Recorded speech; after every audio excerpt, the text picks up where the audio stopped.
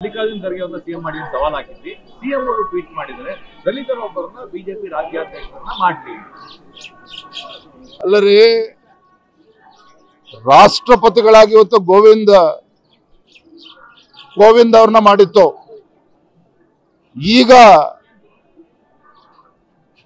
ಬುಡಕಟ್ಟು ಜನಾಂಗದ ದ್ರೌಪದಿ ಮುರ್ಮು ಅವರನ್ನ ರಾಷ್ಟ್ರಪತಿಗಳನ್ನಾಗಿ ಮಾಡಿದ್ದೇವೆ.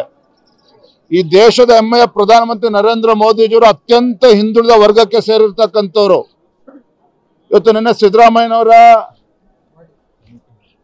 ಸಿದ್ದರಾಮಯ್ಯನವರ ಟ್ವೀಟ್ ಅನ್ನು ಕೂಡ ನಾನು ಗಮನಿಸ್ತಾ ಇದ್ದೆ.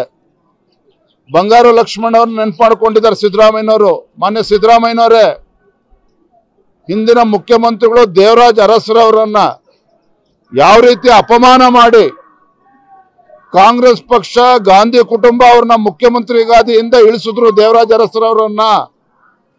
ಇದನ್ನ ರಾಜ್ಯದ ಜನ ಇವತ್ತು ಮರ್ತಿಲ್ಲ. ಬಹುಶಃ ಸಿದ್ದರಾಮಯ್ಯನವರು ಮರ್ತಿರ್ಬೋದು. ದೇವರಾಜ್ ಅರಸರವರ ದಾಖಲೆಯನ್ನ ಮುರಿಬೇಕು ಅಂತಕ್ಕಂಥ ಹಪಾಪಿ ಇವತ್ತು ಸಿದ್ದರಾಮಯ್ಯನವ್ರಲ್ಲೇನಿದೆ. ಇವತ್ತು ದೇವರಾಜ್ ಅರಸರವರಿಗೆ ಯಾವ ರೀತಿ ಕಾಂಗ್ರೆಸ್ ಪಕ್ಷ, ಗಾಂಧಿ ಕುಟುಂಬ ಅಪಮಾನ ಮಾಡಿದ್ದಾರೆ ಅನ್ನೋದನ್ನು ಕೂಡ ಈ ಸಂದರ್ಭದಲ್ಲಿ ಸಿದ್ದರಾಮಯ್ಯ ನೆನಪು ಮಾಡ್ಕೋಬೇಕಾಗ್ತದೆ.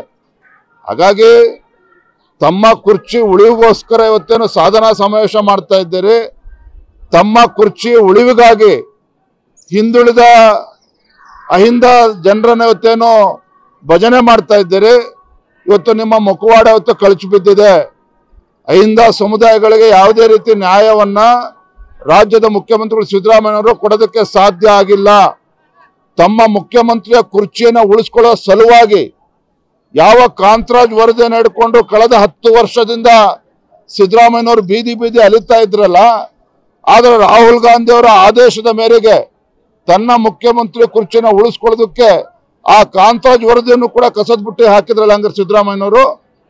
ಹಾಗಾಗಿ ಅಹಿಂದ ಸಮುದಾಯಗಳು ಮತ ಬ್ಯಾಂಕ್ ಅಷ್ಟೇ ಬಿಟ್ರೆ ನಿಮ್ಮ ಯಾವುದೇ ಒಂದು ಕಳಕಳಿ ಆ ಸಮುದಾಯಗಳ ಅಭಿವೃದ್ಧಿಗೆ ಯಾವುದೊಂದು ಬದ್ಧತೆ ರಾಜ್ಯದ ಮುಖ್ಯಮಂತ್ರಿಗಳಿಗಿಲ್ಲ. ಇದು ಅಹಿಂದ ಸಮುದಾಯಗಳು ಅರ್ಥ ಮಾಡ್ಕೊಂಡಿದೆ.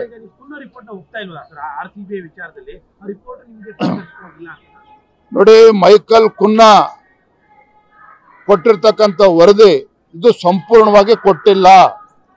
ಸ್ವತಃ ಮುಖ್ಯಮಂತ್ರಿಗಳು DK ಶಿವಕುಮಾರ್ ಅವರು, ಮುಖ್ಯಮಂತ್ರಿಗಳು ಉಪಮುಖ್ಯಮಂತ್ರಿಗಳ ಮಧ್ಯೆ ಇದ್ದಂತ ಪೈಪೋಟಿ, RCB ಗೆಲುವಿನಲ್ಲಿ ತಮ್ಮ ಪ್ರಚಾರವನ್ನ ಗಿಟ್ಟಿಸ್ಕೊಳ್ಬೇಕು, ಪುಕ್ಕಟ ಪ್ರಚಾರವನ್ನ ಗಿಟ್ಟಿಸ್ಕೊಳ್ಬೇಕು ಅಂತಕ್ಕಂಥ ಹಪಾಪಿಯತ್ತು ರಾಜ್ಯದ ಮುಖ್ಯಮಂತ್ರಿಗಳಿಗೇನಿತ್ತು.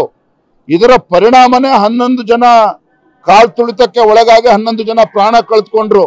ನಿಜವಾಗ್ಲೂ ಕೂಡ ಮುಖ್ಯಮಂತ್ರಿಗಳು ಪ್ರಾಮಾಣಿಕರಾಗಿದ್ದಿದ್ರೆ ಇವತ್ತು ಸರಿಯಾದಂತ ವರದಿ ಇವತ್ತು ರಾಜ್ಯ ಜನತೆ ಮುಂದೆ ಇಡಬೇಕಿತ್ತು, ನ್ಯಾಯಾಲಯಕ್ಕೆ ಕೊಡಬೇಕಾಗಿತ್ತು. ಅರೆಬೆಂದಂತ ವರದಿಯನ್ನ ಇವತ್ತು ಉಚ್ಚ ನ್ಯಾಯಾಲಯಕ್ಕೆ ನೀಡಿರ್ತಕ್ಕಂಥದ್ದು ರಾಜ್ಯದ ಮುಖ್ಯಮಂತ್ರಿಗಳು ಮಾಡಿರ್ತಕ್ಕಂಥದ್ದು ಅಕ್ಷಮ್ಯ ಅಪರಾಧ ಇದು.